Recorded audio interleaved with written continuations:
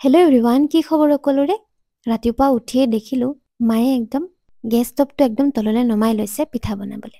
এনেদৰে বৰা পিঠা বনাই থকা দেখি নাখাই জানো থাকিব পাৰোঁ।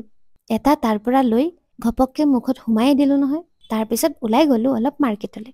সন্ধিয়া যাম বুলি থাকিয়েই যায়। সেয়ে আজি দিনতে গ'লোঁ। আৰ্ট কৰিবলৈ এখন হোৱাইট কেনভাছ আনিবলৈ আছিলে, তাকেই আনিলোঁ। আৰ্টৰ বস্তুবোৰ দেখিলে লাগে চব উঠাই লৈ যাওঁ, কিন্তু দামবোৰ দেখিলে হাৰ্ট এটেকেই আহি যায়। আৰু ঘৰত আনিলেতো উপায়েই নাই, মায়ে গালি পাৰি শেষ কৰিব। আহোঁতেই কৈ পঠিয়াইছে, উল্টা পুল্টা বস্তুবোৰ আনি এনেই পইচাবোৰ খৰচা নকৰিবি। সেই ভয়তে অকল এখন কেনভাছ, ৱাটাৰ কালাৰটো, ব্ৰাছ কেইডালমানহে ল'লোঁ। এইবোৰ লৈ গ'লোঁ হোটেললৈ। তাতে আকৌ আংকলে দুইজনীকে দুটাকৈ মিঠাই দিলে খাবলৈ। মিঠাই খাই আমাৰ নুপুচালে। আকৌ দুটাকৈ সৰু সৰু চিঙেৰা ল'লোঁ। দুইজনীয়ে খাই মেলি ঘৰলৈ ঘূৰি আহিলোঁ।